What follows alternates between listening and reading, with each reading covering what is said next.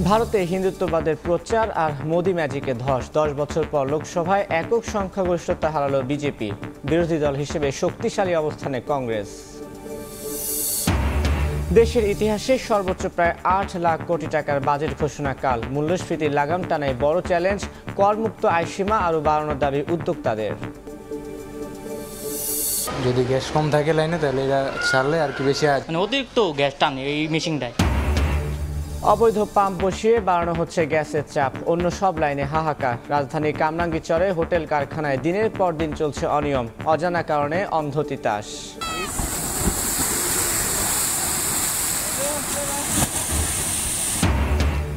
যমুনার পানি বাড়ায় তীব্র ভাঙন। সিরাজগঞ্জ ও পাবনার অর্ধশত ঘরবাড়ি নদীতে বিলীন। সিলেট সুনামগঞ্জে নতুন নতুন এলাকা প্লাবিত, দুর্ভোগে লাখো মানুষ।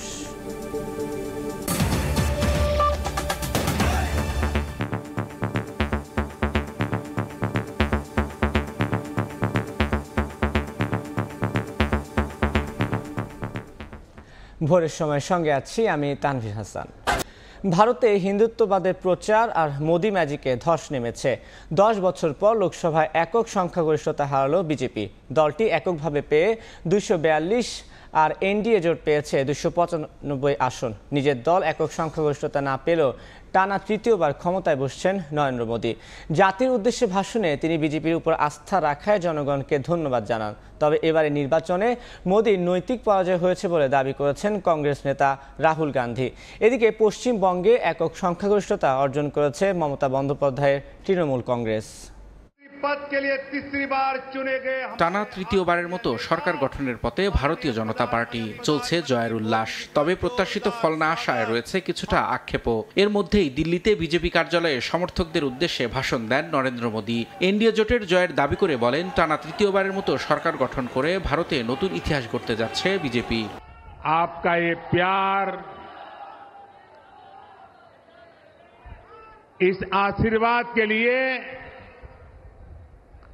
मैं सभी देशवासियों का ऋणी हूं। आज बड़ा मंगल है और इस पावन दिन एनडीए की लगातार तीसरी बार सरकार बननी तय है। এদিকে জনগণের রায় মেনে নিয়েছে বিরোধী দল কংগ্রেস। তবে দলটির দাবি, এই নির্বাচনের মাধ্যমে নৈতিক পরাজয় হয়েছে মোদির। ये मैंडेट मोदी जी के खिलाफ गया है। ये उनकी राजनीतिक और नैतिक हार है।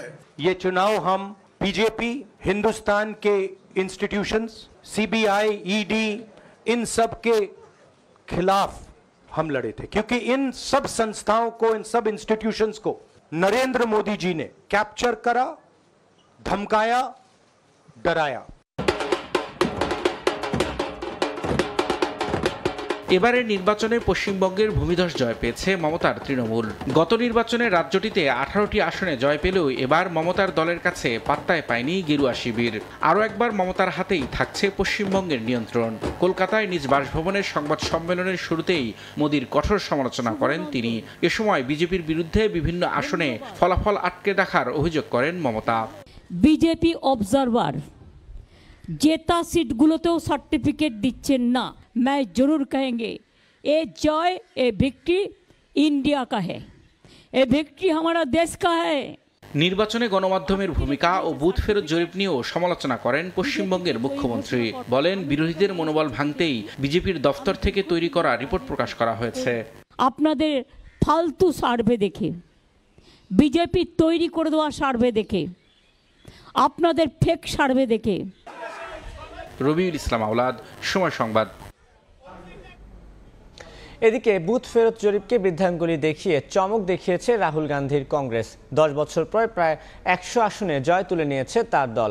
বিজেপি নেতৃত্বাধীন এনডিএ জোট যেখানে 300 আসনও পূর্ণ করতে পারেনি, সেখানে রাহুলের ইন্ডিয়া জোট 200-এরও বেশি আসনে জয় পেয়েছে।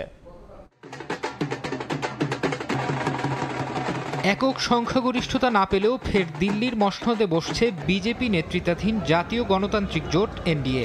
ভারতের 543 আসনের লোকসভার প্রায় 300টিতে জয় তুলে নিয়েছে জোটটি, আর তাই আগামী 5 বছর মোদির হাতেই থাকছে ভারতের শাসনভার।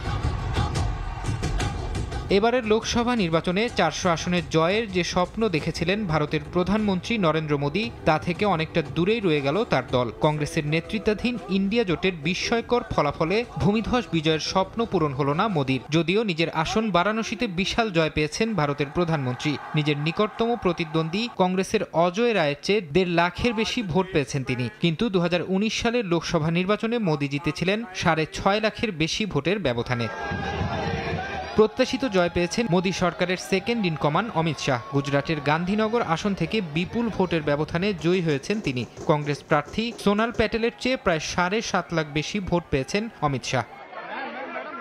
পাপ্পু শেহজাদে এমন অনেক বিশেষণে বারবার বিজেপি নেতাদের তীরে বিদ্ধ হয়েছেন রাহুল গান্ধী। এমনকি প্রধানমন্ত্রী নরেন্দ্র মোদীও রাহুলকে বারবার এভাবে ব্যঙ্গ বিদ্রুপ করেছেন। তবে বছরের পর বছর ধরে বিজেপির উপহাসের জবাব ভোটেই দিয়েছেন কংগ্রেস নেতা। কেরালার ওয়েনাড আসন থেকে জয় পেয়েছেন রাহুল। এই আসনে তিনি নিকটতম প্রতিদ্বন্দ্বী কমিউনিস্ট পার্টি অব ইন্ডিয়ার প্রার্থী অ্যানি রাজার চেয়ে 3,64,422 ভোট বেশি পেয়েছেন। উত্তরপ্রদেশের রায়বেরেলি আসন থেকেও জয়লাভ করেছেন কংগ্রেস নেতা। বুথ ফেরত জরিপগুলো ভারতের পশ্চিমবঙ্গে বিজেপি সংখ্যাগরিষ্ঠ আসনে জয়লাভ করতে যাচ্ছে বলে জানালেও রাজ্যে একক সংখ্যাগরিষ্ঠতা পেয়েছে মমতার দল। লোকসভা নির্বাচনে পশ্চিমবঙ্গের 42টি আসনের মধ্যে প্রায় 30টি তৃণমূলের ঝুড়িতে। ডায়মন্ড হারবার আসনে জিতেছেন তৃণমূলের সাধারণ সম্পাদক অভিষেক বন্দ্যোপাধ্যায়। রাজ্যের 12টি আসনে জয়ী হয়েছে বিজেপি। ফরহাদ চৌধুরী, সময় সংবাদ। ঘোষণা অনুযায়ী 400 আসন পাওয়া হলো না মোদীর বিজেপি। সরকার গঠন করতে চললেও পার্লামেন্টে একক সংখ্যাগরিষ্ঠতা হারিয়েছে দলটি। বিশেষজ্ঞদের মতে নির্বাচনের আগে রাম মন্দির প্রতিষ্ঠা করে কট্টর হিন্দুদের মন জয় করলেও মেরুকরণের রাজনীতি সমানভাবে পছন্দ হয়নি দেশটির সব শ্রেণীর মানুষের।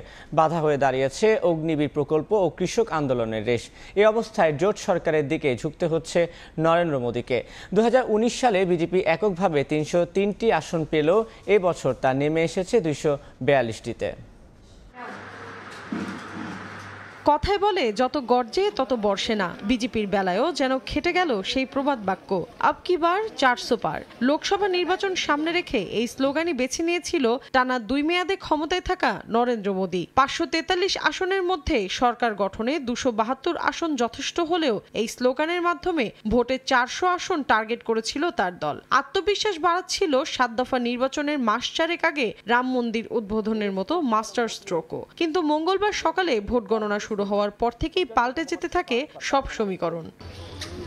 বুথ ফেরত একাধিক জরিপের তথ্য বলছিল 400 আসনের লক্ষ্য পূরণ হয়তো অসম্ভব নয়, কিন্তু লোকসভায় বিজেপির নেতৃত্বাধীন জোটের বিশাল সে স্বপ্ন এখন শুধুই মরীচিকা। পার্লামেন্টে বিজেপির একক সংখ্যাগরিষ্ঠতাও এখন ধুধু মরুভূমির মতো। বিশেষজ্ঞদের ধারণা 2014 এবং 2019-এর মতো 2024 সালে কাজ করেনি মোদি ম্যাজিক। রাম মন্দির প্রতিষ্ঠা করে গোড়া হিন্দুদের মন জিতলেও মেরুকরণের রাজনীতি সমানভাবে পছন্দ হয়নি দেশটির সব প্রান্তের সব শ্রেণীর মানুষের। এখানেই শেষ নয়। বিশেষজ্ঞরা জানান বিজেপিকে বিপদে ফেলেছে অগ্নিবীর প্রকল্প। উত্তরপ্রদেশ, হরিয়ানা, পাঞ্জাব ও রাজস্থান থেকে হাজার হাজার তরুণ সেনাবাহিনীতে ভর্তি হন।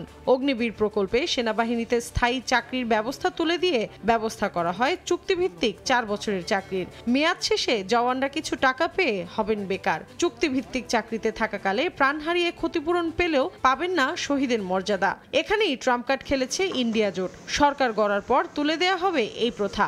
সেনাবাহিনীতে 2 ধরনের শহীদের স্থান থাকবে না। সবাই পাবেন একই রকম মর্যাদা, একই ধরনের সুযোগ সুবিধা ও পেনশন। স্থায়ী হবে নিয়োগ। প্রতিটি জনসভায় এই কথাই জানান রাহুল গান্ধী। কৃষক আন্দোলনের রেশও মোদির 400 আসনের পথে বড় বাধা বলে মত সংশ্লিষ্টদের।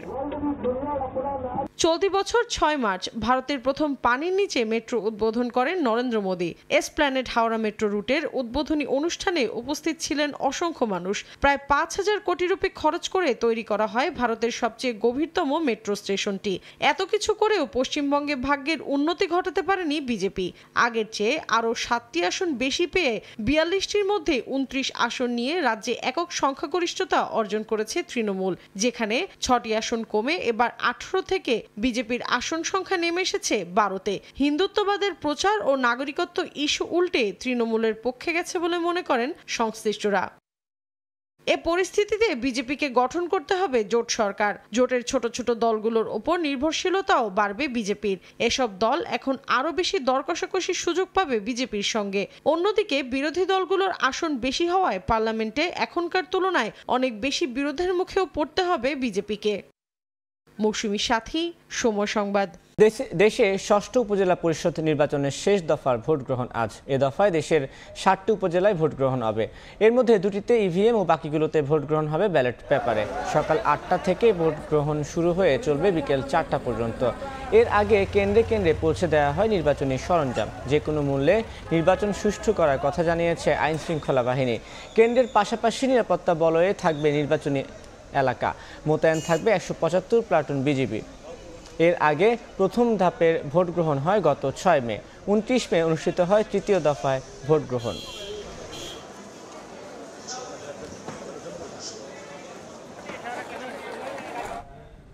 অন্য প্রসঙ্গ, মূল্যস্ফীতির লাগাম টানা আর প্রবৃদ্ধি বাড়ানোর চ্যালেঞ্জ সামনে রেখে কাল ঘোষণা হচ্ছে 2024-25 অর্থ বছরের বাজেট। এর আকার হতে পারে 7,97,000 কোটি টাকা। 2,65,000 কোটি টাকার উন্নয়ন ব্যয়ের বিপরীতে সুদ, ভর্তুকি, সরকারি কর্মচারীদের বেতন ভাতা দেওয়ার মতো অনুন্নয়ন খাতে ব্যয় ধরা হতে পারে প্রায় 3 লাখ কোটি টাকা। আভাস মিলেছে সামাজিক সুরক্ষা খাতের আকার ও বরাদ্দ বাড়ানোরও। যখন দেশের মানুষ মূল্যস্ফীতির চড়া মাসুল গুনছেন নিত্যদিন, তখন অতি প্রয়োজনীয় ব্যয়ের হিসাব কষে আগামী অর্থ বছরের জন্য যে বাজেট ঘোষণার প্রস্তুতি নিয়েছে অর্থ মন্ত্রণালয়, তার আকার হতে পারে 7,97,000 কোটি টাকা। সুখী, সমৃদ্ধ, উন্নত ও স্মার্ট বাংলাদেশ বিনির্মাণের অঙ্গীকার নিয়ে করা এবারের বাজেটের আকার বাড়ছে 4.6%। আগের 2 বছর অবশ্য বেড়েছে প্রায় 12.5% করে। সংকোচনমুখী এই বাজেট উত্থাপনে ঘোষণা আসতে পারে আগামী 1 বছর আরও বাড়তে পারে মূল্যস্ফীতি। কারণ এবার সরকারি লক্ষ্যমাত্রাই 6 থেকে বাড়িয়ে করা হয়েছে 6.5%। যদিও বর্তমানে মূল্যস্ফীতির হার চড়ে আছে প্রায় 10%। মূল্যস্ফীতি নিয়ন্ত্রণের প্রথম পদক্ষেপ হিসেবে জিডিপির প্রবৃদ্ধির লক্ষ্যমাত্রা 7.5% থেকে কমিয়ে আনা হতে পারে 6.75%। বিশাল এই কর্মযজ্ঞে দেশের সরাসরি উন্নয়নে অবকাঠামো নির্মাণ সহ বার্ষিক উন্নয়ন কর্মসূচি এডিপির আওতায় ব্যয় করা হবে 2,65,000 কোটি টাকা। ব্যয় সংকোচনের নামে চলতি অর্থ বছরের চেয়ে 326টি প্রকল্প কমানো হলেও বরাদ্দ বাড়ানো হয়েছে 10,500 কোটি টাকা। জনগণের উন্নয়নে এই ব্যয় বরাদ্দের বিপরীতে সুদ পরিশোধ বাবদ 1,13,000 কোটি টাকা, ভর্তুকি প্রণোদনায় 1,11,000 কোটি টাকা আর সরকারি কর্মচারীদের বেতন ভাতা দেওয়ার মতো অনুন্নয়ন খাতে মোট বরাদ্দ রাখা হতে পারে 3,14,700 কোটি টাকা। অর্থাৎ উন্নয়নের চেয়ে অনুন্নয়ন খাতে প্রায় 50,000 কোটি টাকা বেশি ব্যয় করতে যাচ্ছে সরকার। বাজেটের এই বিশাল ব্যয়ের যোগান দিতে এনবিআরকে দেয়া হতে পারে 4,80,000 কোটি টাকার টার্গেট, যা চলতি অর্থ বছরের সংশোধিত লক্ষ্যমাত্রার চেয়ে 70,000 কোটি টাকা বেশি। এই রাজস্ব আদায় বাড়াতে করমুক্ত আয়সীমা না বাড়িয়ে ব্যক্তির শ্রেণীর কর কাঠামো পরিবর্তন আনার ইঙ্গিত দিয়েছে সংস্থাটি, যেখানে বাড়ানো হতে পারে বেশি আয় করা ব্যক্তিদের কাছে কর আদায়ের স্তর, বাড়তে পারে ব্যাংকে সঞ্চিত অর্থের ওপর আরোপিত আবগারি শুল্কের পরিমাণ।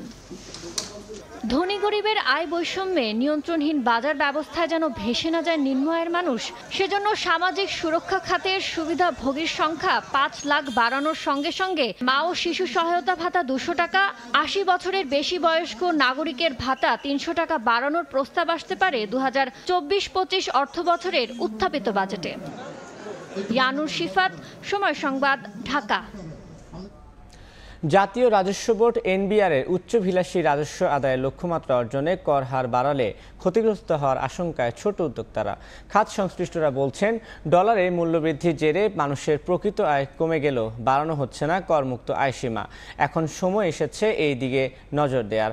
তবে এনবিআরের সাবেক চেয়ারম্যান বলছেন, করমুক্ত আয়সীমা বাড়ালে কমবে আয়কর আদায়। সাইফুল ইসলামের রিপোর্ট। 60 জন শ্রমিকের কাজের জায়গা তৈরি করেছেন ক্ষুদ্র উদ্যোক্তা তাসলিমা মিজি। দেশের বাজারের পাশাপাশি রপ্তানিও করেন। নানা প্রতিবন্ধকতা পিছনে ফেলে এগিয়ে যাওয়া তাসলিমার চাওয়া আসছে বাজেটে করমুক্ত আয়সীমা বাড়ানোর। এখান থেকে আমরা যে বেনিফিটটা পাবো বা যে অপরচুনিটিটা পাবো এটা আমরা আমাদের বিজনেসে রিইনভেস্ট করতে পারবো। একই চাওয়া বেসরকারি চাকরিজীবী শান্ত রায়েরও। বলছেন উচ্চমূল্যস্ফীতির জাতাকলে পিষ্ট জীবন, তাই প্রয়োজন করমুক্ত আয়সীমা বৃদ্ধির। বর্তমানে বাসা ভাড়া, গ্যাস বিল থেকে শুরু করে এভরিথিং সব কিছুতেই বড় একটা ইম্প্যাক্ট পড়ছে যারা হচ্ছে বেসরকারি চাকরি করে তাদের ক্ষেত্রে। 2023-24 অর্থ বছরে আয়ের প্রথম 3.5 লাখ টাকার উপর কোনো কর প্রযোজ্য ছিল না। তবে পরবর্তী 1 লাখ টাকার উপর 5% কর সহ সর্বোচ্চ ছিল 25%। অর্থনীতিবিদরা বলছেন 25% আয়করের হার বাড়িয়ে 30% করা যেতে পারে, যাতে কম আয়ের মানুষদের করমুক্ত আয়সীমা বৃদ্ধি করা সম্ভব। যেটি সবচেয়ে উচ্চ হারের যে কর আপনি জানেন যে 25%, সেটাকে হয়তো এবার 30% নিয়ে যাওয়া হবে। নিচের দিকে এসে করযোগ্য যে আয় সেটার থ্রেশহোল্ডটাকে হয়তো একটু বাড়ানোর সুযোগ থাকতে পারে। 2009-10 অর্থ বছরে ব্যক্তি শ্রেণীর করদাতাদের জন্য করমুক্ত আয়ের সীমা ছিল 1,65,000 টাকা, যা 10 বছরে হয় দ্বিগুণ। 2020-21 অর্থ বছরে 3 লাখ টাকায় উন্নীত করা হলে 2021-23 সাল পর্যন্ত তা বহাল রাখা হয়। তবে 2023-24 অর্থ বছরে আসে পরিবর্তন। পুরুষদের ক্ষেত্রে 3.5 লাখ আর মহিলার জন্য 4 লাখ টাকা আয়কর দিতে হচ্ছে অন্যদেরও। এই পরিবর্তনের পরও চলতি মাসে আবারও মূল্যস্ফীতি বেড়ে 9.89%। এমন পরিস্থিতিতে করমুক্ত আয়সীমা আরও বাড়ানোর দাবি সাধারণ মানুষের। 100 টাকায় যে পণ্যটা আগে কেনা যেত এখন সেই একই পণ্য 110 টাকা দিয়ে কিনতে হয়। এদিকে নিম্ন আয়ের মানুষদের কথা ভেবে করমুক্ত আয়সীমা বাড়ানো প্রয়োজন বলছে এনবিআর এর সাবেক চেয়ারম্যান আব্দুল মজিদ। আমি যদি নিম্ন আয়ের লোকেদের কথা স্বার্থের কথা ভাবি তাহলে এটা যত বাড়ানো যায় তত ভালো। প্রায় 8 লাখ কোটি টাকার মধ্যে এবার এনবিআর রাজস্ব আদায়ের লক্ষ্যমাত্রা 4,80,000 কোটি টাকা। ডলারের বিপরীতে টাকার অবমূল্যায়ন আর উচ্চমূল্যস্ফীতি, এই অবস্থায় চাকরিজীবী থেকে ক্ষুদ্র উদ্যোক্তা সকলেরই চাওয়া আসছে বাজেটে যেন মেলে করমুক্ত আয়সীমা বাড়ানো সহ দৈনন্দিন ব্যয়ে কিছুটা হলেও স্বস্তি। সাইফুল ইসলাম, সময় সংবাদ, ঢাকা। একটি পাম্প, তাতেই উধাও পুরো এলাকার গ্যাস। রাজধানীর কামরাঙ্গীরচরে দেখা মিলেছে এমন সব পাম্পের। বিশেষজ্ঞরা বলছেন এরকম একটি পাম্পের কারণে কয়েকশো মানুষ গ্যাস থেকে বিচ্ছিন্ন থাকে, যা দেখেও না দেখার ভান দায়িত্বশীল তিতাসের। নিবিড় সাহার রিপোর্ট।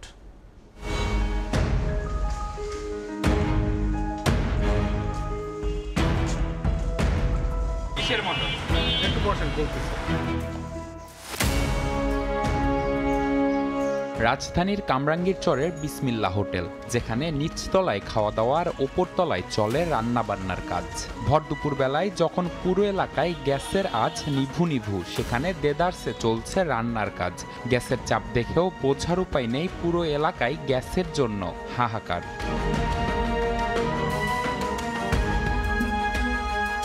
রান্নার এমন চিত্র দেখতে দেখতেই অন্য পাশে চোখ পড়ল একটি পাম্পের দিকে। অনেকটা লুকিয়ে রাখা পাম্পটি কিসের প্রশ্ন করতেই দায় এড়িয়ে যাওয়ার চেষ্টা কর্মীদের। মোটরে তো রান্ধে না, মোটর তো এই সমস্যা হয়ে গেছে, মোটর রান্ধে সেইভাবে তাই। দিনের বেলা একটু টুকটাক খাবার পাকাই, হেও লাইনের চুকাই, এমনি গ্যাস নেই। এমনি মোটরটা গ্যাসের না,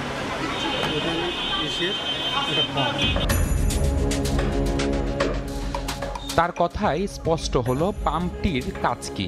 বাসাবাড়িতে যখন গ্যাসের চুলায় চাপ কম থাকে, ঠিক সে সময় অসাধু এইসব হোটেল মালিকরা ব্যবহার করেন এই মোটরগুলো, যেগুলোর মাধ্যমে তারা খুব সহজেই লাইনের গ্যাস যেটি কিনা চাপ বাড়াতে সহায়তা করে, এই মোটরটির মাধ্যমে তারা তাদের যে চুলা রয়েছে রান্নার কাজে ব্যবহার করেন, সেই চুলায় তারা খুব সহজেই চাপ বাড়িয়ে দেন।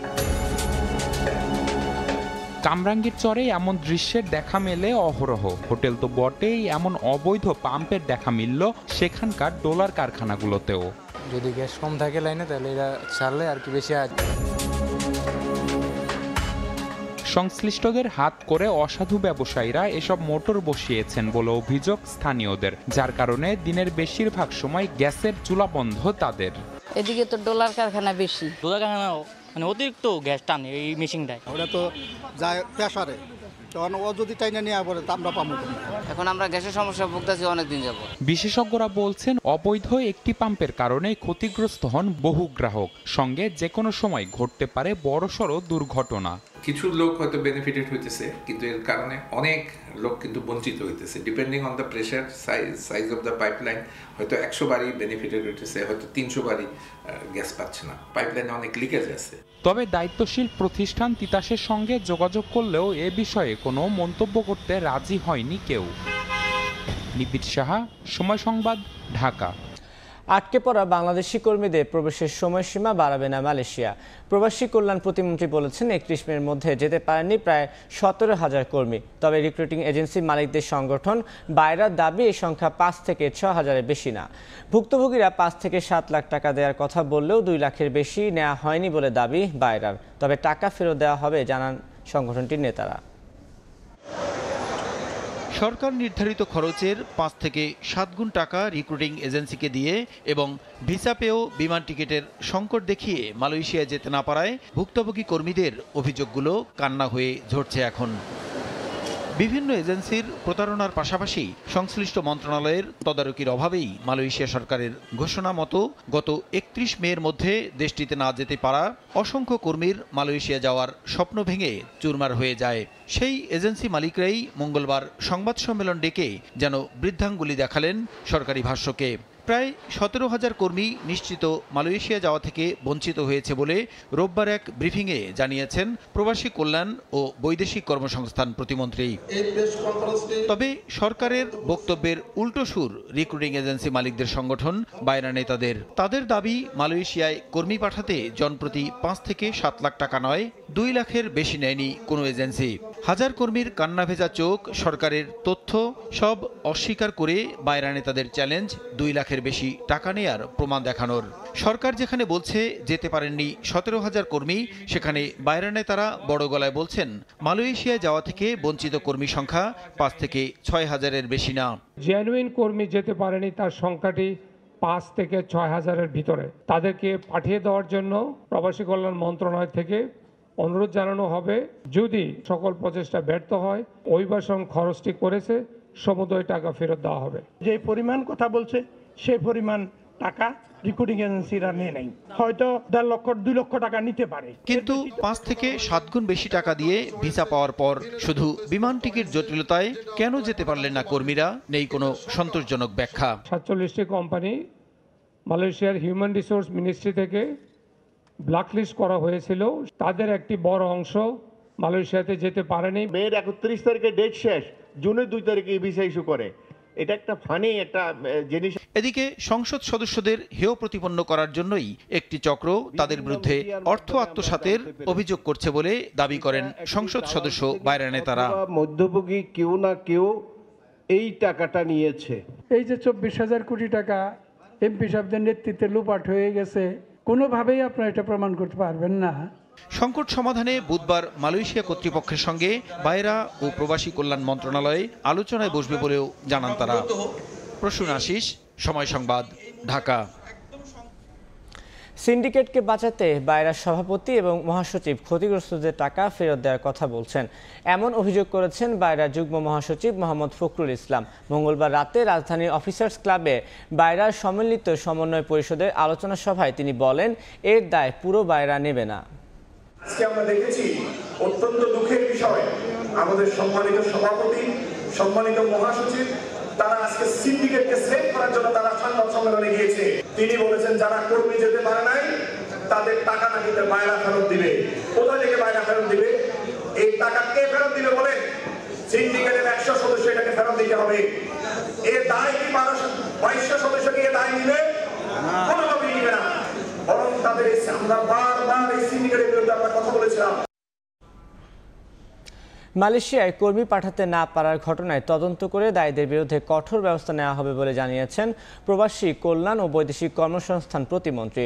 মঙ্গলবার জাতীয় প্রেস ক্লাবে এক প্রশ্নের জবাবে তিনি আরও জানান, মালয়েশিয়ায় শ্রমিক নেওয়া বন্ধের জন্য ঢাকা দায়ী নয়।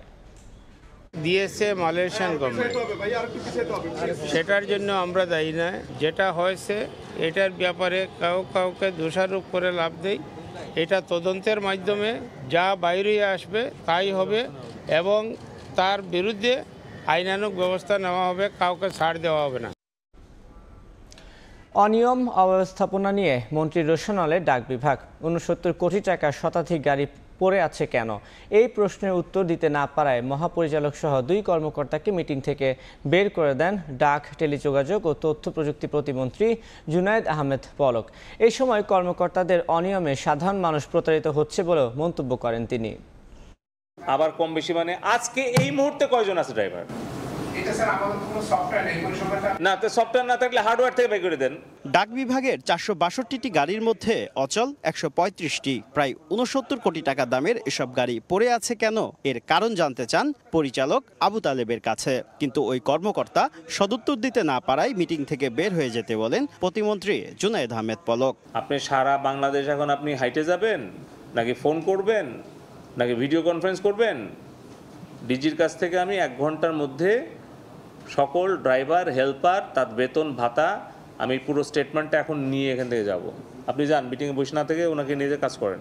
মঙ্গলবার ডাক ভবনে আয়োজিত মতবিনিময় সভায় ঘটে এই ঘটনা। পরে যাবতীয় হিসাব নিকাশ নিয়ে প্রায় 30 মিনিট পর আবার সম্মেলন কক্ষে ফেরত আসেন মহাপরিচালক সহ সংশ্লিষ্ট কর্মকর্তারা। প্রতিমন্ত্রী জানান, গাড়ি, সার্ভিস পয়েন্ট, এমনকি জমির সঠিক ব্যবহার করতে না পারায় বছরে 700 কোটি টাকা লোকসান গুনছে ডাক বিভাগ। এ অবস্থায় গাড়ি, জমি বেসরকারি খাতে ছেড়ে দেওয়ার ঘোষণা দেন প্রতিমন্ত্রী। হাজার হাজার কোটি টাকার ল্যান্ড এবং যে সিভিল ইনফ্রাস্ট্রাকচার আছে সেটা তো ফেলে রাখার কোনো মানে নাই। সরকারের টাকাও বিনিয়োগ করা দরকার নাই, বেসরকারি খাতে বিনিয়োগ করে সেখানে এই ব্যবসাটা করবে আমাদের সাথে, সেটা আর কি একটা রেভিনিউ শেয়ার করবে। শুধু সেবা বেসরকারীকরণ নয়, শুদ্ধি অভিযান চলবে কর্মকর্তাদের বিরুদ্ধেও। আসছে বাজেটে ডাক বিভাগের জন্য কোনো অর্থ চাইবেন না বলে জানান প্রতিমন্ত্রী। আমরা সরকারের কাছে যদি টাকা চাই তাহলে পরে কিন্তু সেখানেও আপনার সরকার জিজ্ঞেস করবে যে প্রতি মাসে 700 কোটি টাকা লস হচ্ছে, তাহলে আবার দিলে সেই টাকাটা কোত্থেকে ফেরত দিবা? এ সময় ডাক বিভাগের জন্য সরকার নতুন আইন আনছে বলেও জানান জুনায়েদ আহমেদ পলক। এটা বের করতে হবে ভাইয়া। শুভ খান, সময় সংবাদ, ঢাকা। চা শ্রমিকরা যাতে ভাসমান না থাকে সেজন্য সরকার সব ধরনের ব্যবস্থা নেবে বলে জানিয়েছেন প্রধানমন্ত্রী শেখ হাসিনা। মঙ্গলবার সকালে জাতীয় চা দিবসের অনুষ্ঠানে যোগ দিয়ে তিনি বলেন, জনগণের জীবনমান উন্নয়নে কাজ করছে সরকার। এই সময় অধীনস্থ হিসেবে বিবেচনা করে শ্রমিকদের বিষয়ে যত্নশীল হতে মালিকদের প্রতি আহ্বান জানান প্রধানমন্ত্রী। সিলেটের মালনীছড়ায় 1854 সালে বাণিজ্যিকভাবে যাত্রা শুরু করা চা চাষ এখন দেশের বিকাশমান শিল্প। পাহাড়ের ঢালু জমি ছাড়িয়ে চা বাগানের বিস্তৃতি বর্তমানে সমতল উত্তরের জনপদেও। মঙ্গলবার সকালে রাজধানীর ওসমানী স্মৃতি মিলনায়তনে জাতীয় চা দিবসের আনুষ্ঠানিকতায় যোগ দেন প্রধানমন্ত্রী শেখ হাসিনা। সরকার প্রধানকে বরণ করা হয় ঐতিহ্যবাহী মণিপুরী নৃত্যে। চা শ্রমিকদের সঙ্গে আত্মার সম্পর্ক জানিয়ে প্রধানমন্ত্রী বলেন, বঙ্গবন্ধুর নানামুখী পদক্ষেপের ধারাবাহিকতায় চা শিল্পের বিকাশে কাজ করছে আওয়ামী লীগ সরকার। এ সময় চা শ্রমিকদের বিষয়ে যত্নশীল হতে মালিকদের প্রতি আহ্বান জানান সরকার প্রধান। শুধুমাত্র তাদেরকে ওই আপনার অধীনস্থ বলে বিবেচনা করলে হবে না, কাজে সেই শ্রমিকদের প্রতি আপনাদের আরো যত্নবান হতে হবে। তার জন্য একটা ফ্লোটিং, ভাসমান, কিন্তু এই ভাসমান থাকবে কেন? আমাদের কোনো নাগরিক ভাসমান থাকবে না, যা করার করব। পরে গণভবনে জাতির পিতার জন্মবার্ষিকী উপলক্ষে আয়োজিত রচনা ও চিত্রাঙ্কন প্রতিযোগিতায় বিজয়ী শিক্ষার্থীদের হাতে পুরস্কার তুলে দেন প্রধানমন্ত্রী। এ সময় তিনি বলেন, নতুন প্রজন্ম যাতে যুগের সঙ্গে তাল মিলিয়ে চলতে পারে সেভাবেই তাদের গড়ে তুলছে সরকার। বিশ্ব এগিয়ে যাচ্ছে প্রযুক্তির যুগে, আমাদের ছেলেমেয়েরা পিছিয়ে থাকবে না, তাদেরকেও সেইভাবে আধুনিক প্রযুক্তি জ্ঞান সম্পন্ন একটা জাতি হিসেবে গড়ে তুলব। আজকে যারা শিশু তারাই হবে 41-এর ভবিষ্যৎ কর্ণধার। অনুষ্ঠানে শিশুদের সঙ্গে একান্তে সময় কাটাতেও দেখা যায় প্রধানমন্ত্রীকে। একটা কবিতা শোনাবে।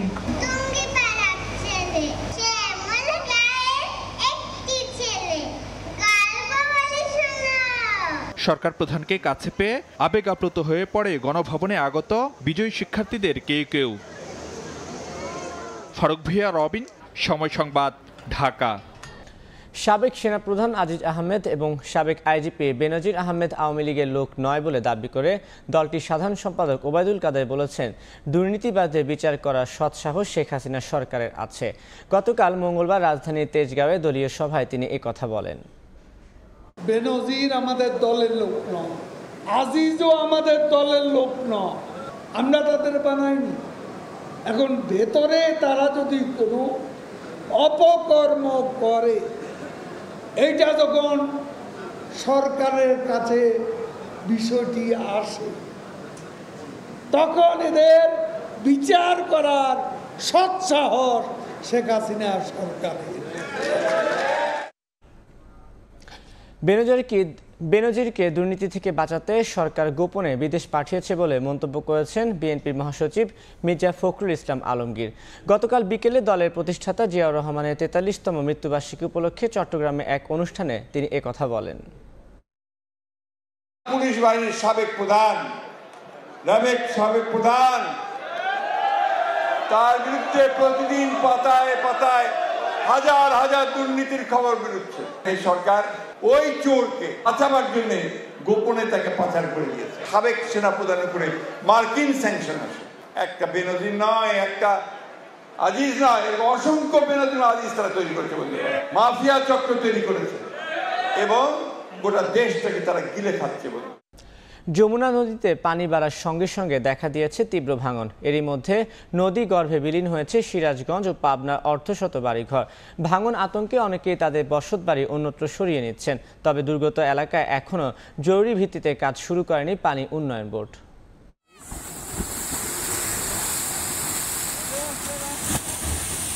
একের পর এক যমুনায় বিলীন হচ্ছে ভিটেমাটি, বসতবাড়ি, ফসলি জমি, রাস্তাঘাট, শিক্ষা প্রতিষ্ঠান, কোনো কিছুই বাদ যাচ্ছে না আগ্রাসী নদীর ভাঙন থেকে।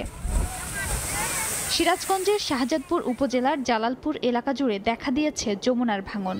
গত কয়েকদিনে নদীগর্ভে বিলীন প্রায় অর্ধশত বাড়িঘর। ভাঙন থেকে বাঁচতে ঘরবাড়ি সহ বিভিন্ন স্থাপনা সরিয়ে নিচ্ছে নদী তীরবর্তী মানুষ। ভুক্তভোগীদের অভিযোগ, নির্দিষ্ট সময় পার হলেও ঠিকাদারি প্রতিষ্ঠান নদী তীর রক্ষার কাজ শেষ না করায় আবারও ভাঙনের কবলে তারা। কন্ট্রাক্টরে হিনতে বালু বোঝাই গেলে বাড়িতে ফালায়, ইন ভাই একখানো ফালায় না। আমার বাড়ি আসলে জিহিনে ভাঙ্গে চারটা ভাঙ্গা দিয়ে এখন মানুষের গাছ চলা পড়ে রয়েছি। যখন নদীর কাজ করা দরকার তখন কাজ করে না। এখন বর্ষা হবো, তলা দেবো, 5খান বস্তা ফালা থেকে ফালাইলাম। 15 দিনের মধ্যে 7টা 8টা বাড়ি গেছে। এই বাড়ি টুকা আছে আমরা, তাও যদি চলে যায় আমাদের একবার অসহায় আমরা। একই অবস্থা পাবনার বেড়া উপজেলার নতুন ভারেঙ্গা ও হাটুরিয়া নাকালিয়া ইউনিয়নের অন্তত 10টি এলাকার 25টি বসতবাড়ি ও 50 বিঘার বেশি ফসলি জমি এরই মধ্যে যমুনা গ্রাস করেছে। হুমকিতে রয়েছে বিভিন্ন স্থাপনা ও শিক্ষা প্রতিষ্ঠান। আতঙ্ক উৎকণ্ঠায় দিন কাটছে নদী পাড়ের বাসিন্দাদের।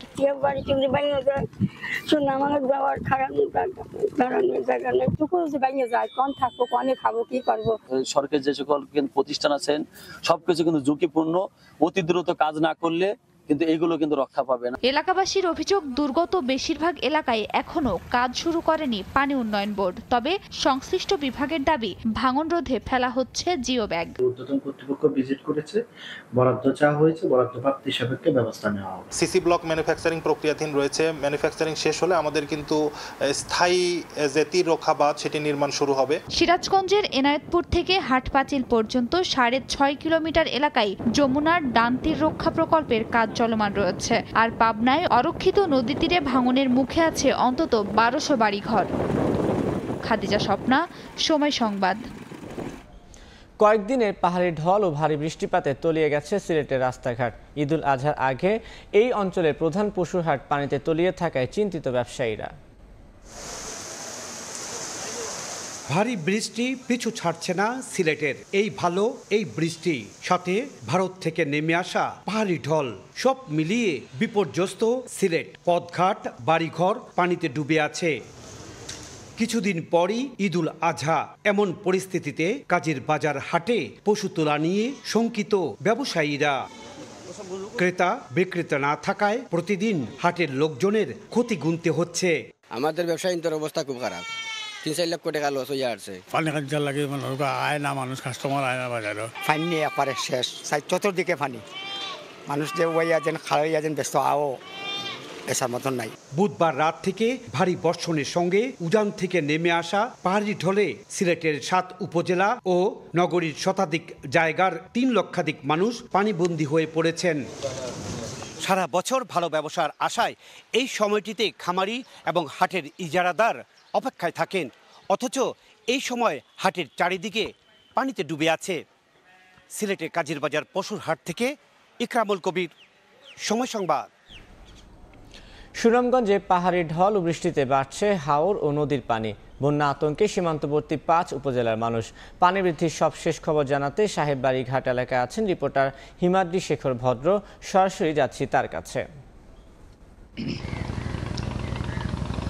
আমি আছি সুনামগঞ্জ শহরের নদী তীরবর্তী সাহেববাড়ি ঘাট এলাকায়। এই সাহেববাড়ি ঘাট এলাকাতে গতকালকে সকাল পর্যন্ত 1 ফুট পানি ছিল, এখন 1 ফুট পানির নিচে নেমে গেছে এবং গতকালকে বিকেল থেকে এখানে কোনো বৃষ্টিপাত না হওয়ায় পুরো সুনামগঞ্জের যে পানি প্রবাহ ছিল সেটা আপনারা অনেকটাই স্থবির হয়ে গেছে। এবং আমরা কথা বলেছিলাম এখানকার লোকজনের সাথে, তারা জানিয়েছেন যে গতকালকে যে পাহাড়ি ঢল ছিল সেটা এখন আর নেই, এখন নদীর পানি অনেকটা স্থির অবস্থায় রয়েছে। আপনি দেখতে পাচ্ছেন যে এই উত্তর দিকে যে নদীটা রয়েছে সেটা হলো পাহাড় থেকে নেমে আসা একটি চলতি নদী। সেই চলতি নদীর থেকেই পানি এখানে এই সুরমা নদীতে এসে পড়ে এবং চলতি সহ এখানে প্রায় 60টি সীমান্ত নদী রয়েছে এই চলতি নদীর মতো। এই 60টি সীমান্ত নদীর পানি কিন্তু সুরমা নদী দিয়ে প্রবাহিত হয়ে মেঘনা সহ ধনু নদী হয়ে বঙ্গোপসাগর বা অন্যান্য দিকে যায়। আমরা কথা বলেছিলাম এখানকার লোকজনের সাথে, তারা জানিয়েছেন যে এই গেল 24 ঘন্টায় বৃষ্টিপাত না হওয়ার ফলে এখানকার প্রায় 1 ফুট পানি কমে গেছে এবং নদীর পানি অনেকটা স্থির অবস্থায় আছে এবং পাহাড়ি ঢলের প্রবণতাটা অনেকটা কমে গেছে। আমরা কথা বলেছিলাম এখানকার যে জনপ্রতিনিধি, তারা জানিয়েছেন যে এই অবস্থা যদি অর্থাৎ এই বৃষ্টি বাদলহীন দিনগুলো যদি অব্যাহত থাকে তাহলে দ্রুতই এই পরিস্থিতির আরও উন্নতির দিকে যাবে এবং পরিস্থিতি দ্রুত স্বাভাবিক হয়ে আসবে। আমরা এখানকার সীমান্ত এলাকাগুলিতে লোকজনের সাথে কথা বলেছি, তারা জানিয়েছেন যে সীমান্ত এলাকায় এখন আর পানির যে পাহাড়ি ঢলের প্রভাব বা স্রোতের প্রবাহ সেটা এখন আর আগের মতো নেই, কারণ চেরাপুঞ্জি সহ সুনামগঞ্জের স্থানীয়ভাবে গেল 24 ঘন্টায় কোনো ধরনের বৃষ্টিপাত না হওয়ায় পরিস্থিতি দ্রুতই উন্নতি হচ্ছে। আপনারা যদি একটু দেখেন যে এই যে সড়কটা, এই হাতের বাম পাশে রয়েছে সাহেববাড়ি ঘাটের সড়ক, এই সড়কটি গতকালকে 1 ফুট পানিতে তলিয়েছিল, এখন সেই 1 ফুট পানি কমে অনেকটা চলাচলের উপযোগী হয়ে উঠেছে। আমরা কথা বলেছিলাম এখানকার যে স্থানীয় লোকজনদের সাথে, তারা জানিয়েছেন যে পানি দ্রুত কমছে এবং তারা আশা করছেন যে বৃষ্টিপাত না হলে এই পানি দ্রুত কমে যাবে এবং মানুষের জীবনযাত্রা স্বাভাবিক হয়ে ফিরে আসবে।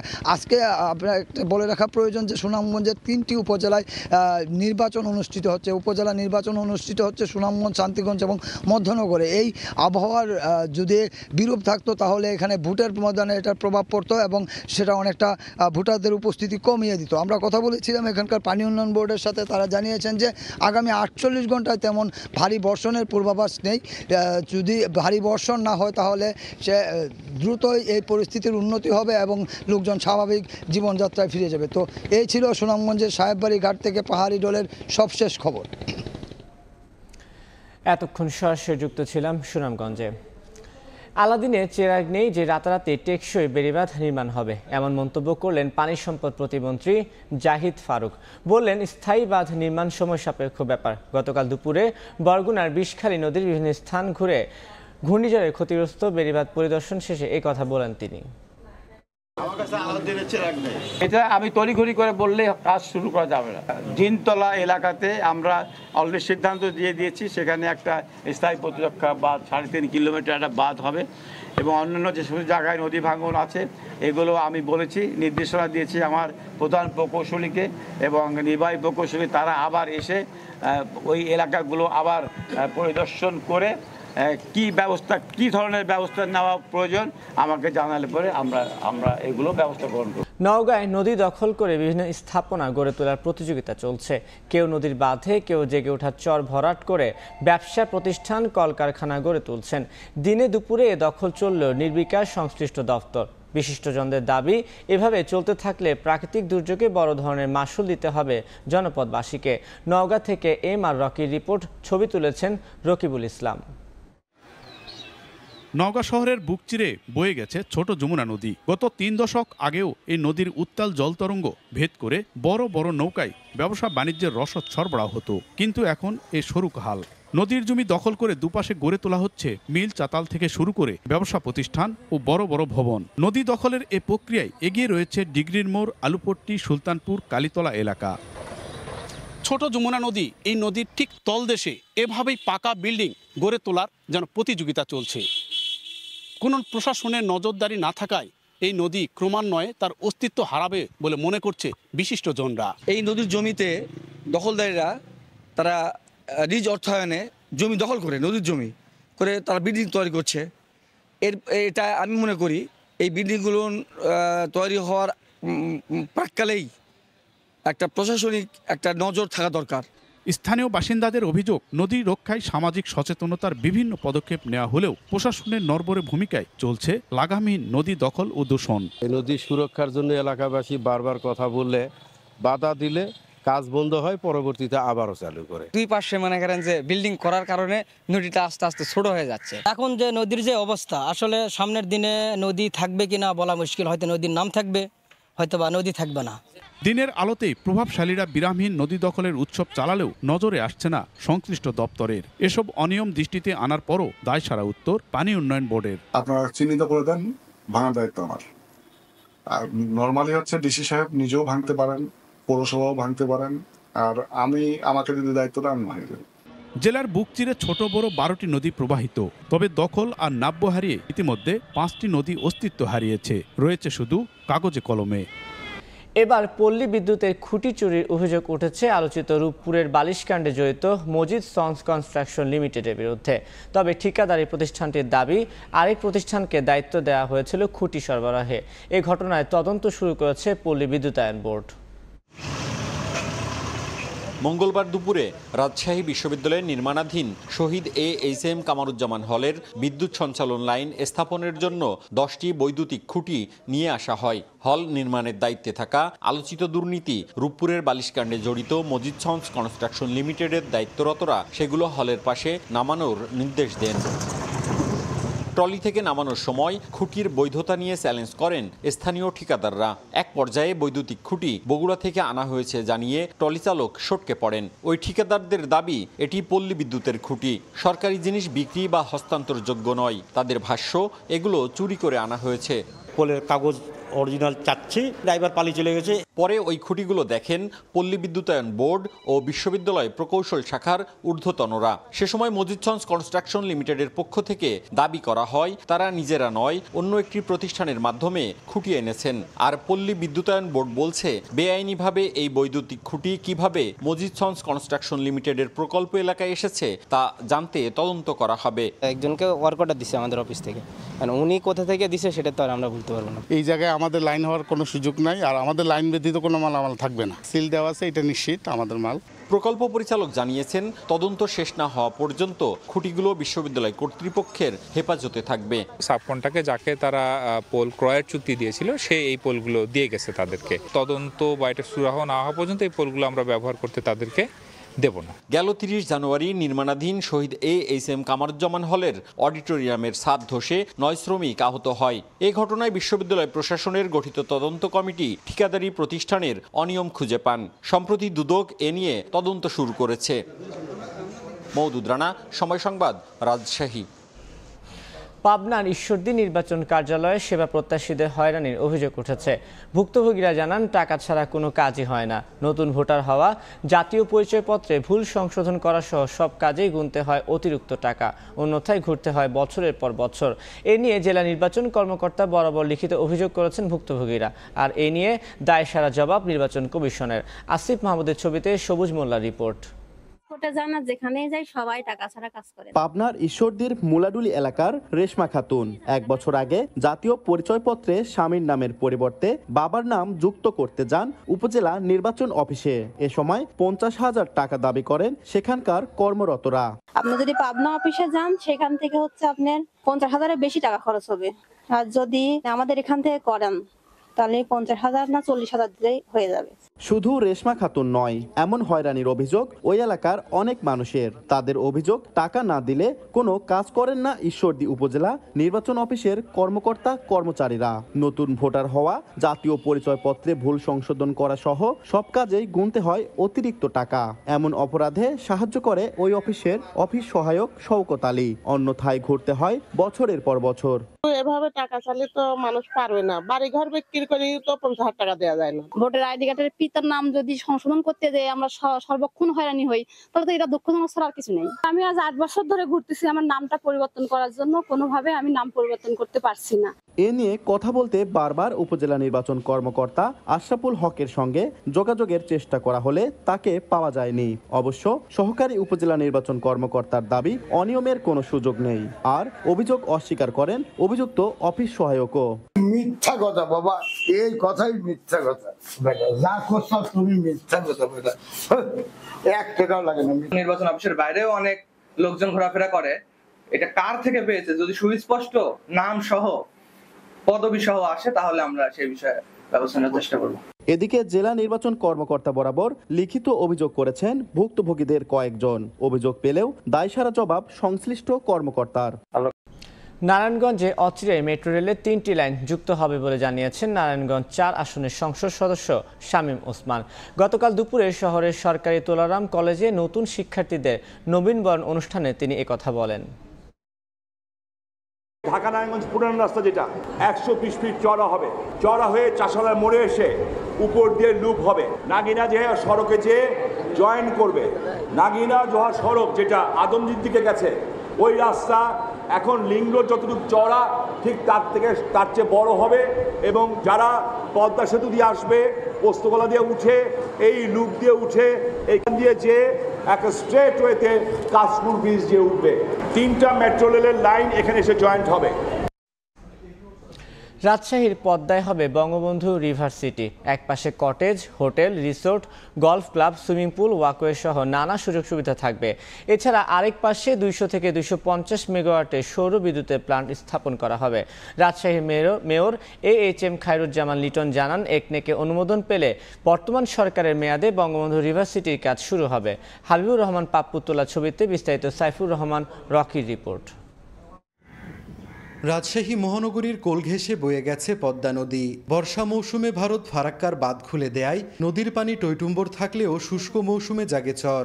এজন্য ক্যাপিটাল ড্রেজিং এর মাধ্যমে নদীর নাব্য ফিরিয়ে আনার উদ্যোগ নেওয়া হয়েছে। পদ্মার টিবাদ থেকে ফুলতলা জাহাজঘাট এই অংশে বঙ্গবন্ধু রিভার সিটি গড়ে তোলার লক্ষ্যে প্রতিরক্ষা বাঁধ তৈরির পরিকল্পনা গ্রহণ করেছে। সিটি কর্পোরেশনের মেয়র জানান, জায়গাটি লম্বায় প্রায় 8 কিলোমিটার এবং চওড়া 500 মিটার। এই স্থানটিতে বিনোদন ও পর্যটন কেন্দ্র গড়ে তুলতে cottage, hotel, resort, golf club, swimming pool, walkway সহ নানা সুযোগ সুবিধা থাকবে বঙ্গবন্ধু রিভার সিটিতে। বঙ্গবন্ধু রিভার সিটি একটা অংশে করার পরিকল্পনা আমাদের আছে। সেখানে বিনোদনকে মাথায় রেখেই সেটি করা হবে। সেখানে ট্যুরিজমকে আকৃষ্ট করার জন্য cottage, hotel, motel, resort, walkway, golf course ইত্যাদি নানা রকম বিষয় সেখানে থাকবে। এছাড়া বঙ্গবন্ধু রিভার সিটির আরেক পাশে সোলার পাওয়ার প্ল্যান্ট স্থাপন করা হবে। সৌরশক্তিকে কাজে লাগিয়ে 200 থেকে 250 মেগাওয়াট বিদ্যুৎ উৎপাদন করা হবে বলে জানান সিটি মেয়র। চরাঞ্চলে যেহেতু কোনো রকম ফসল হয় না, এই মাটিটি পড়েই আছে, ফলে এখানে করলে কোনো ফসলেরও কোনো ক্ষতি হবে না, বিধায় এটি আমরা অগ্রাধিকার দিয়ে করতে চাই। তাহলে সোলার পাওয়ার প্ল্যান্ট এবং তার পাশে রিভার সিটি দুটি একসঙ্গে হয়ে যাবে। নগরবাসীদের আশা, বিনোদনের ক্ষেত্রে নতুন মাত্রা যুক্ত করবে বঙ্গবন্ধু রিভার সিটি। এই এলাকাতে যেই রেসিডেন্স এরিয়া হবে এবং সামনে নদীকে ঘিরে যে একটা প্রকল্প তৈরি হবে, মানুষ আর কক্সবাজারে বেড়াতে যাবে না, রাজশাহীর মানুষ এখানেই তারা অবসর সময় কাটাবে। বঙ্গবন্ধু রিভার সিটি যদি এখানে হয় তাহলে বিনোদনের নতুন একটা মাত্রা যোগ হবে। এখানে যদি ইন্ডাস্ট্রিয়ালাইজেশনটা হয়, নদী খনন করা হয়, তাহলে এটা অবশ্যই অর্থনৈতিক প্রবৃদ্ধি নিয়ে আসবে। সংশ্লিষ্টরা জানান, একনেকে অনুমোদন পেলে বর্তমান সরকারের মেয়াদে বঙ্গবন্ধু রিভার সিটির কাজ শুরুর পরিকল্পনা রয়েছে। সাইফুর রহমান রকি, সময় সংবাদ, রাজশাহী। চাকরির বাজারে কর্মসংস্থানের স্বল্পতা ও গবেষণার উপযুক্ত ক্ষেত্র না থাকায় দিন দিন বিদেশমুখী হচ্ছেন মেধাবী শিক্ষার্থীরা। তাদের মতে, দেশে মেধার যথাযথ মূল্যায়ন হয় না। তাছাড়া বিদেশের মাটিতে ক্যারিয়ার গঠন তুলনামূলক সহজ। তবে উচ্চশিক্ষাকে পুঁজি করে যেন দেশের মেধা পাচার না হয় সে বিষয়ে সবাইকে সতর্ক থাকার আহ্বান শিক্ষাবিদদের। আব্দুস সালামের ছবিতে শাহিন আলমের প্রতিবেদনে বিস্তারিত। বিশ্ববিদ্যালয়ে পড়ুয়া শিক্ষার্থীদের উন্মুক্ত আড্ডায় বিসিএস পরীক্ষা অন্যতম অনুষঙ্গ। সেসব আড্ডা গল্পে অন্যান্য বিষয়ের সঙ্গে নতুন করে যোগ হয়েছে উচ্চশিক্ষায় বিদেশ গমন। দেশের বাজারে চাকরির স্বল্পতা, মানসম্মত শিক্ষার অভাব, গবেষকদের যথাযথ মূল্যায়ন না হওয়া সহ নানা কারণে অনেক মেধাবী শিক্ষার্থী বিদেশে পাড়ি জমাচ্ছেন। কেউ কেউ উচ্চ শিক্ষা গ্রহণ শেষে দেশে ফিরে আসলেও বেশিরভাগই স্থায়ী হচ্ছেন বিভিন্ন দেশে। সেই তালিকায় অংশগ্রহণ বাড়ছে রাজশাহী প্রকৌশল ও প্রযুক্তি বিশ্ববিদ্যালয় ও রাজশাহী বিশ্ববিদ্যালয়ের শিক্ষার্থীদের।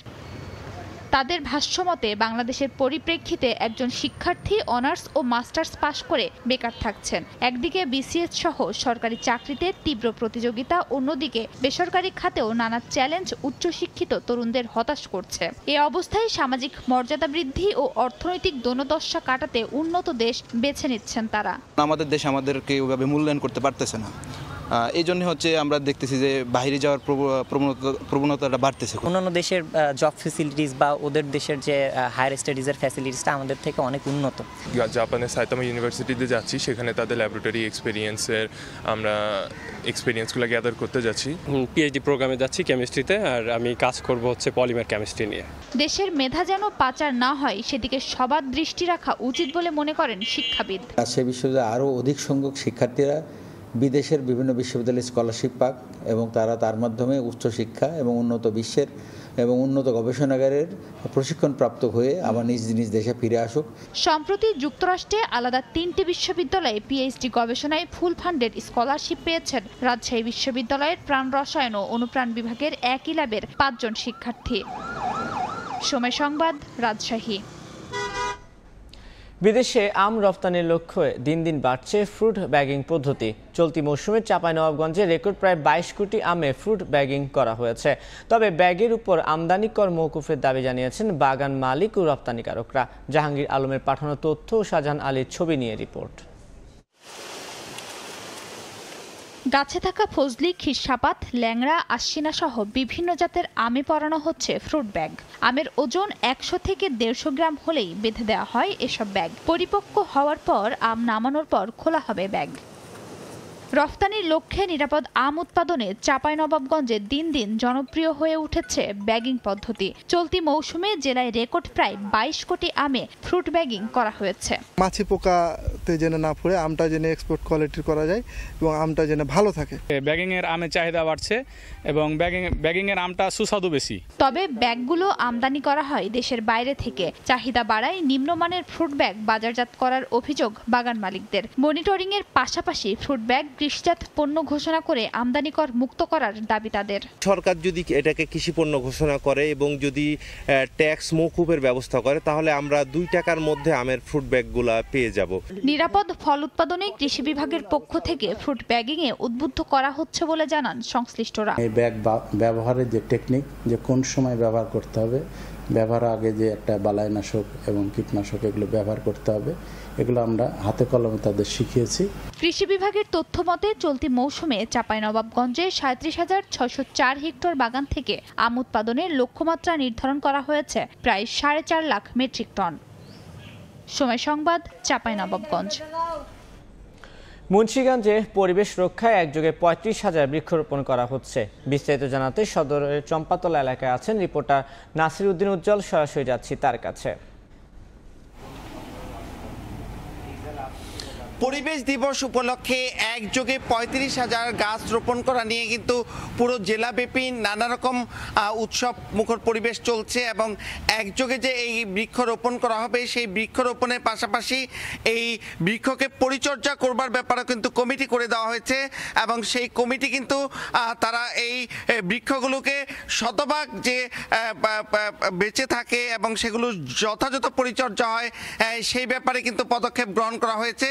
আপনারা দেখছেন যে এই বৃক্ষের যে চারা, সেই চারা নানা স্থান থেকে সংগ্রহ করা হয়েছে এবং এই চারাগুলো কিন্তু নিয়ে এসছে এবং সারি সারিভাবে রাখা হয়েছে এবং যেখানে বৃক্ষ রোপণ করা হবে সেই গর্ত করা হয়েছে এবং এই যে মুন্সিগঞ্জের সদর উপজেলা সেখানে কিন্তু 15,000 বৃক্ষ রোপণ হবে এবং অন্যান্য যে উপজেলা আছে টঙ্গিবাড়ি এবং লৌহজং, সিরাজদিখান, শ্রীনগর এবং গজারিয়া সেখানেও কিন্তু এই বৃক্ষরোপণের মহোৎসব চলছে এবং সেখানে কিন্তু জেলা প্রশাসক মোহাম্মদ আবু জাফর রিপন জানিয়েছেন যে এই 35,000 বৃক্ষ যে একযোগে রোপণ করা হবে এর পাশাপাশি কিন্তু এই যে বৃক্ষরোপণ মৌসুম যেটি বর্ষা মৌসুম রয়েছে সেখানে কিন্তু তাদের অন্তত 3 লাখ বৃক্ষ রোপণের পরিকল্পনা রয়েছে। যে এই বৃক্ষগুলো ঘিরে তারা এখানকার যে সবুজায়ন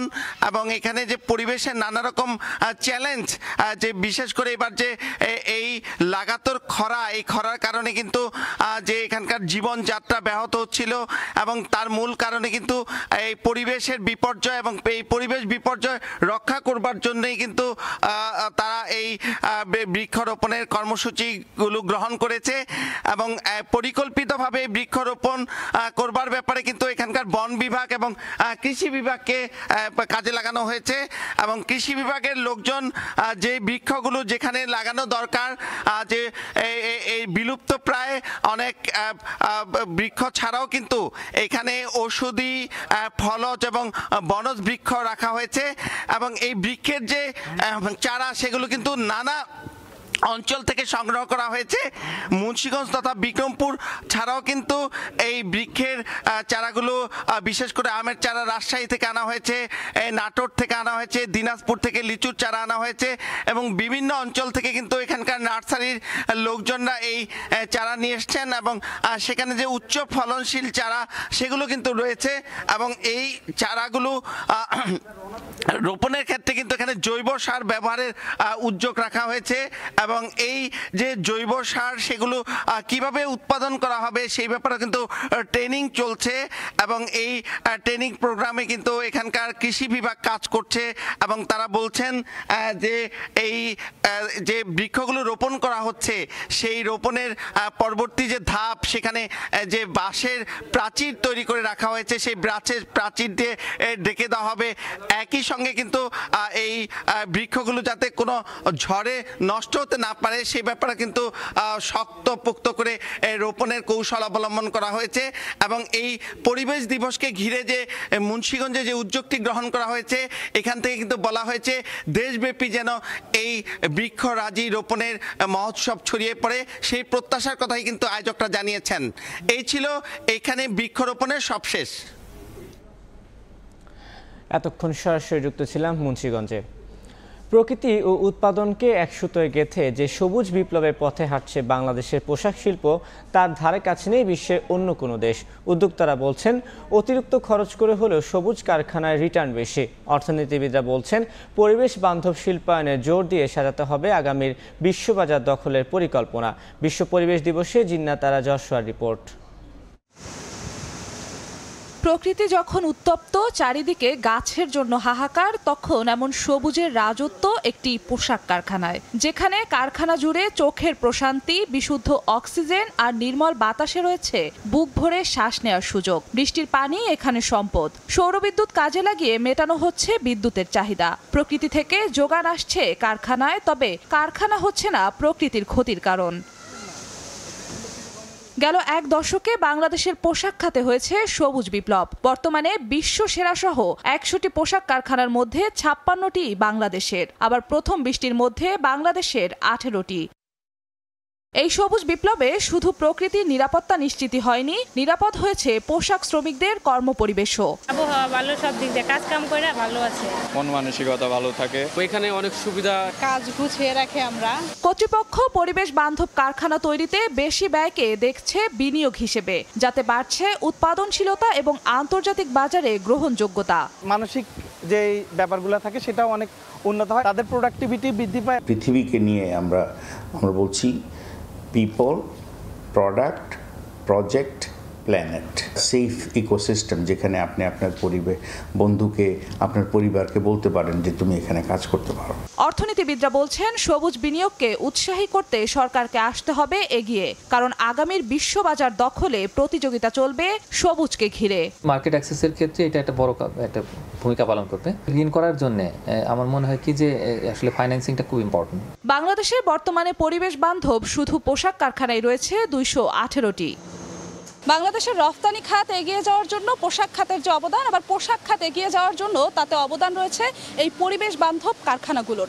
ভবিষ্যতে পোশাক শিল্পে এই পরিবেশ বান্ধব কারখানাগুলোর সংখ্যা অনেকাংশে বৃদ্ধি করা গেলে বিশ্ব বাজারে বাংলাদেশের একচেটিয়া দাপট তৈরি হবে, এমনটাই মনে করছেন বিশেষজ্ঞরা। জিন্নাতারা যশোয়া, সময় সংবাদ, ঢাকা।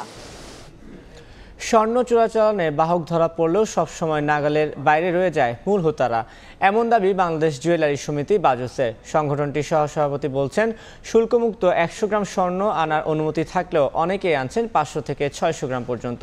এইসবে উৎস খুঁজে বের করার দাবি তার। অর্থনীতিবিদরা বলছেন, স্বর্ণ ব্যবসার মাধ্যমে অর্থ পাচারে জড়িত চোরা কারবারিদের রুখতে প্রয়োজন সরকারের হস্তক্ষেপ। সাইফুল ইসলামের রিপোর্ট।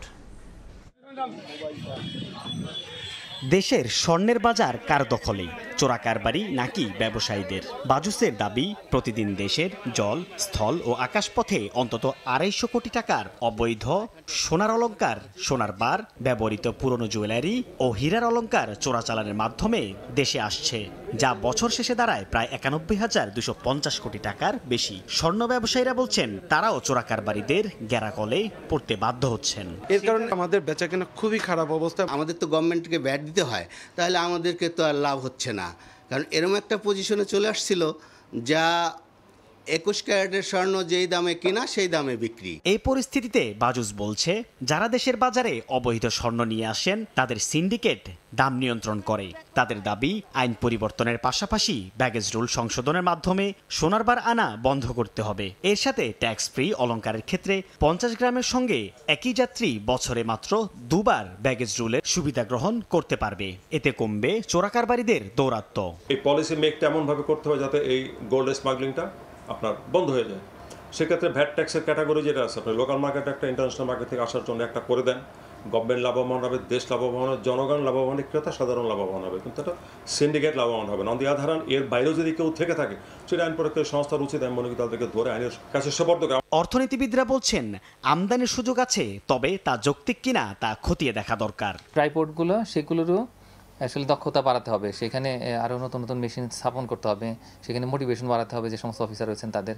তো এই কাজগুলো যদি আমরা করতে পারি তাহলে সেক্ষেত্রে দেখা যাবে যে আসলে এই চোরাচালান বন্ধে দৃশ্যমান হয়তো অগ্রগতি হচ্ছে। বাংলাদেশের সঙ্গে ভারতের 30টি জেলার সীমান্ত আছে, যার মধ্যে সোনা চোরাচালানের রুট হিসেবে দেশের দক্ষিণ পশ্চিমাঞ্চলের ঝিনাইদহের মহেশপুর ও চুয়াডাঙ্গার দর্শনা সীমান্ত রুট অন্যতম, যেখানে গোয়েন্দা সংস্থাগুলোর কঠোর নজরদারি কম। সাইফুল ইসলাম, সময় সংবাদ, ঢাকা। ঝালকাঠির কাঠালিয়া উপজেলার আওরাবনিয়া ইউনিয়ন পরিষদের চেয়ারম্যানের বিরুদ্ধে ধানের বীজ ও সরকারি সার আত্মসাতের অভিযোগ উঠেছে। গতকাল ইউনিয়ন পরিষদের গুদামে অভিযান চালিয়ে বিনামূল্যে বিতরণে 19 বস্তা সার ও বীজ জব্দ করেছে প্রশাসন। ঘটনার পর থেকে পলাতক অভিযুক্ত চেয়ারম্যান মিঠু শিকদার, তাকে ধরতে অভিযান চালাচ্ছে পুলিশ।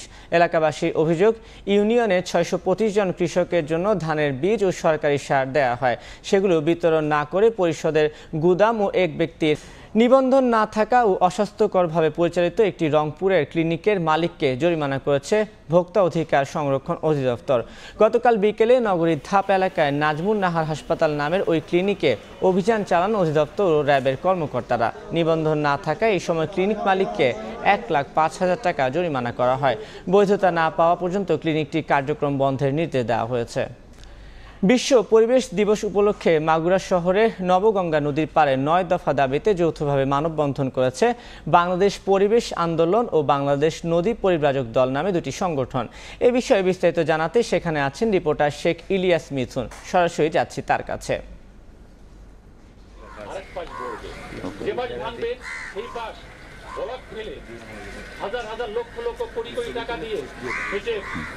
আমি এখানে আছি মাগুরা নবগঙ্গা নদীর উপর শেখ কামাল সেতুতে। আজ 5 জুন বিশ্ব পরিবেশ দিবস, আর এই দিবসেই কে উপলক্ষ করেই মানববন্ধন অনুষ্ঠিত হচ্ছে। আমরা দেখতে পাচ্ছি এখানে বাংলাদেশ পরিবেশ আন্দোলন বাপা, মাগুরা বাংলাদেশ নদী পরিব্রাজক দল এই মানববন্ধনের আয়োজন করেছে। সহযোগিতায় রয়েছে সুপ্রভাত বাংলাদেশ ও media partner Magura journalist network. আমি জানিয়ে রাখি 9টি দাবিতে এই মানববন্ধন আজকে অনুষ্ঠিত হচ্ছে। যদি বলতে চাই, পরিবেশের সুরক্ষায় নদী দখল বন্ধ করো, মাগুরা পৌরসভার বর্জ্য নদীতে নিক্ষেপ করা বন্ধ করো, এছাড়া বাসাবাড়ি সোয়ারেজ লাইন পৌর ড্রেন দেয়া বন্ধ করো, পৌরসভার ইপিটি প্লান্ট চালু করো, যত্রতত্র প্লাস্টিক ও পলিথিন নিক্ষেপ বন্ধ করো, মাগুরার সকল নদীর স্রোতধারা ফিরিয়ে দাও। এছাড়াও অপরিকল্পিত নগরায়ন বন্ধ করো, জলাবদ্ধতা বন্ধে পৌর ড্রেনেজের মাস্টার প্ল্যান তৈরি করো, পৌর পানি শোধনাগারের পাশে ময়লা ফেলা বন্ধ করো। এই যে 9টি প্রতিপাদ্য নিয়ে 9টি বিষয় নিয়ে আজকে তারা কিন্তু মানববন্ধন এই যে আয়োজন করেছে, আমাকে জানিয়েছে তারা মানববন্ধন শেষে তারা জেলা প্রশাসক, পুলিশ সুপার বরাবর, পৌরসভার মেয়র বরাবর কিন্তু স্মারকলিপি প্রদান করবে। সব মিলে বলা যায় আসলে পরিবেশটাকে সুন্দরভাবে, মাগুরার পরিবেশকে একটি সুন্দর পরিবেশ, সুস্থ পরিবেশকে করার জন্য তাদের এই যে প্রয়াস, তারা কিন্তু খুব সকাল থেকেই আমি দেখেছি এই শেখ কামাল সেতুর উপরে এসে মিলিত হয়েছেন এবং আজকে এখানে মানববন্ধনে তারা অংশ নিয়েছেন। এখানে কিন্তু বিভিন্ন শ্রেণী পেশার মানুষ তারা আজকে উপস্থিত হয়েছে এই মানববন্ধনে, কেননা মাগুরাটা সবার, এই সবার মাগুরাটাকে সুস্থ সুন্দরভাবে এগিয়ে নিয়ে যাওয়ার জন্য তারা কিন্তু কাজ করছে। আমরা আসলে এখন যে নদীটির উপর দাঁড়িয়ে আছি, নবগঙ্গা নদী, এই নদীতে আমরা দেখেছি যত্রতত্র ময়লা ফেলা হচ্ছে, নদী দখল করা হচ্ছে, নদীর যে স্রোতধারা সেই স্রোতধারা কিন্তু বাধাগ্রস্ত হচ্ছে। সব মিলিয়ে বলা যায় আসলে যে আমাদের যে নদীকে বাঁচাতে হবে, নদী যে একটি শহরের সৌন্দর্য, সেই সৌন্দর্য রক্ষায় নদীকে বাঁচাতে হবে, পরিবেশকে বাঁচাতে হবে। আর পরিবেশে বাঁচানোর জন্য আমাদের আজকের এই মানববন্ধনের আয়োজন করা হয়েছে বলে জানিয়েছেন এই আয়োজকরা। এই ছিল মাগুরা থেকে 5 জুন বিশ্ব পরিবেশ দিবস উপলক্ষে সর্বশেষ। এতক্ষণ সরাসরি যুক্ত ছিলাম মাগুরায়। বেসরকারি শিক্ষক নিবন্ধন ও প্রত্যয়ন কর্তৃপক্ষ দেরিতে ফল প্রকাশ করায় 17তম শিক্ষক নিবন্ধনে পাশ করা যেসব প্রার্থীর বয়স 35 অতিক্রম করেছে, চাকরির বয়স বৃদ্ধির দাবিতে তারা মানববন্ধন করেছেন। গতকাল রাজধানী ইস্কাটনে আয়োজিত কর্মসূচিতে ভুক্তভোগীরা বলেন 17তম শিক্ষক নিবন্ধনে আবেদনের সময় তাদের চাকরির বয়স ছিল, তবে করোনা আর এনটিআরসি এর গড়িমসির কারণে সেই পরীক্ষা আয়োজন শেষ করতে 4 বছরের বেশি সময় নেওয়া হয়। এতে চাকরির বয়স পার হয়ে যায় অনেকে। 17তম শিক্ষক নিবন্ধন প্রার্থীদের দাবি, এনটিআরসি এর নিয়ম নীতি অনুসারে 1 বছর সময়ের মধ্যে পরীক্ষার আয়োজন করলে 3টি গণবিজ্ঞপ্তিতে তারা আবেদন করার সুযোগ পেতেন। খেলার খবর। বেসবল, ফুটবল মাঠ থেকে ক্রিকেট বিশ্বকাপের ভেন্যু যুক্তরাষ্ট্রের ডালাসের গ্র্যান্ড প্রেরি স্টেডিয়াম অংশ হয়ে গেছে দেশটির ক্রিকেট ইতিহাসের। বিশ্বকাপের জন্য সংস্কার করে বাড়ানো হচ্ছে মাঠের দর্শক ধারণ ক্ষমতা। শ্রীলঙ্কার বিপক্ষে ম্যাচ দিয়ে এখান থেকে বাংলাদেশ দল শুরু করবে বিশ্বকাপ মিশন। ডালাস থেকে সাজিদ মুস্তাহিদের রিপোর্ট। ডালাস বিখ্যাত NFL NBA-র জন্য, কিন্তু সেই ডালাসে কিন্তু এবার বিশ্বকাপের হোস্ট সিটি। প্রথমবারের মতো বিশ্বকাপ অনুষ্ঠিত হচ্ছে যুক্তরাষ্ট্রে এবং সেই বিশ্বকাপের প্রথম ম্যাচটাই কিন্তু অনুষ্ঠিত হয়েছিল এই গ্র্যান্ড প্রেরি ক্রিকেট স্টেডিয়ামে। এ মাঠে কিন্তু বাংলাদেশও শুরু করবে তাদের বিশ্বকাপ মিশন। সেই ম্যাচের আগে এবার একটু দর্শকদের দেখে নেব নতুন নির্মিত স্টেডিয়ামটি কেমন করেছে। যুক্তরাষ্ট্রের T20 বিশ্বকাপের 3 ভেন্যুর একটি গ্র্যান্ড প্রেরি স্টেডিয়াম। যদিও শুরুতে এটা ক্রিকেট ভেন্যু ছিল না। 2008 সালে উদ্বোধন হওয়া স্টেডিয়ামটি 2019 পর্যন্ত আমেরিকান প্রফেশনাল বেসবল দল টেক্সাস এয়ারহক্স ব্যবহার করে। এ মাঠে USA লিগ ট্যুর ফুটবল দল টেক্সাস ইউনাইটেডও খেলেছে। তবে এখন এটা পুরো দস্তুর ক্রিকেট ভেন্যু। মার্কিন যুক্তরাষ্ট্র বিশ্বকাপের প্রথম ম্যাচটাও হয়েছে এ মাঠেই। 2020-এ মাঠটিকে লম্বা সময়ের জন্য নতুন করে লিজ নেয় যুক্তরাষ্ট্র ক্রিকেট। $20 মিলিয়ন খরচ করে স্টেডিয়ামটি পুনর্নির্মাণ করা হয়। যোগ করা হয় আধুনিক ক্রিকেটের সব সুযোগ সুবিধা। গেল বছর মেজর লিগ ক্রিকেটের ম্যাচও অনুষ্ঠিত হয় এ মাঠে। টেক্সাস সুপার কিংসের home venue Grand Prairie stadium. বিশ্বকাপের জন্য ব্যাপক সংস্কার করা হয়েছে, যা স্টেডিয়ামটিকে দিয়েছে নতুন রূপ। বেড়েছে দর্শক ধারণ ক্ষমতাও। আয়তনে খুব একটা বড় না হওয়ার কারণে Grand Prairie high scoring venue. গেল বছর মেজর লিগ ক্রিকেটের 12 ম্যাচের 7টিতেই 175 রানের বেশি স্কোর হয়েছিল। দুবার 200+ রান হয়েছে এ মাঠে। আধুনিক সব ধরনের সুযোগ সুবিধাই রয়েছে গ্র্যান্ড প্রেরি স্টেডিয়ামে। 7200 দর্শক ধারণ ক্ষমতা সম্পন্ন এই স্টেডিয়ামটি শুধু বিশ্বকাপের মতো টুর্নামেন্টের জন্য ধারণ ক্ষমতা 15,000 উন্নীত করা হয়েছে। মাঠের ড্রেনেজ ব্যবস্থাও বিশ্বমানের। বিশ্বকাপের 4টি ম্যাচ অনুষ্ঠিত হবে এই ভেন্যুতে। এরই মধ্যে 2টি শেষ, বাকি 2 ম্যাচের একটিতে বাংলাদেশের প্রতিপক্ষ শ্রীলঙ্কা, অন্য ম্যাচটিতে স্বাগতিক যুক্তরাষ্ট্রের মুখোমুখি হবে পাকিস্তান। যে কোনো নতুন খেলার প্রসারে শুরুতেই যেটা প্রয়োজন সেটা হলো বড় অঙ্কের অর্থ বিনিয়োগ। যুক্তরাষ্ট্রের অর্থ আছে এবং তারা ক্রিকেটের প্রসারে সেটা বিনিয়োগও করছে। যার প্রমাণ এই গ্র্যান্ড প্রেরি স্টেডিয়াম। যুক্তরাষ্ট্রের ডালাস থেকে সাজিদ মুস্তাহিদ, সময় সংবাদ। বাংলাদেশের বিপক্ষে অ্যাওয়ে ম্যাচ খেলতে ঢাকায় এসেছে অস্ট্রেলিয়া ফুটবল দল। বুধবার কিংস এরিনায় অনুশীলন করবে সকারুস। এদিকে শক্তিশালী প্রতিপক্ষের বিপক্ষে মাঠে নামার আগে কঠোর অনুশীলন করেছে বাংলাদেশ দল।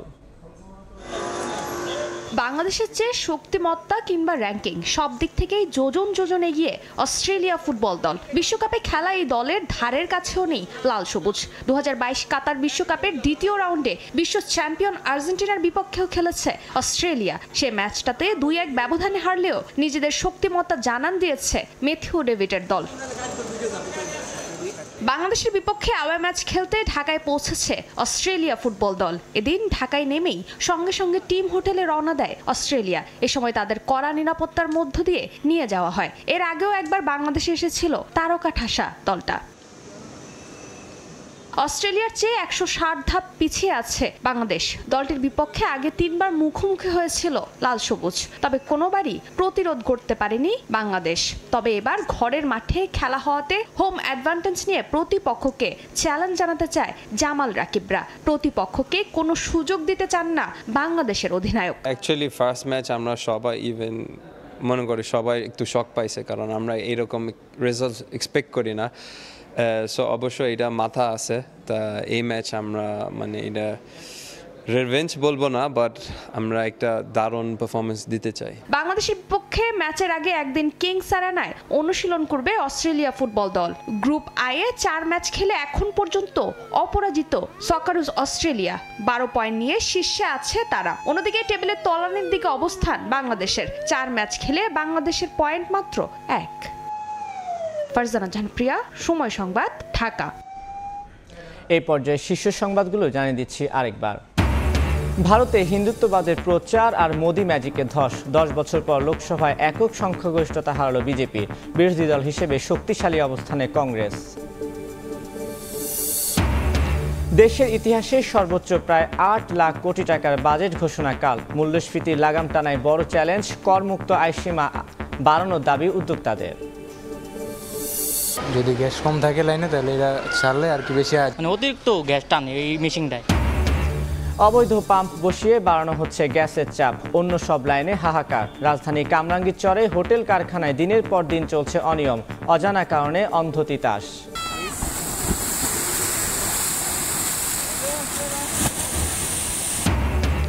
যমুনার পানি বাড়ায় তীব্র ভাঙন। সিরাজগঞ্জ ও পাবনায় অর্ধশত ঘরবাড়ি নদীতে বিলীন। সিলেটের নতুন এলাকা প্লাবিত, দুর্ভোগে লাখো মানুষ।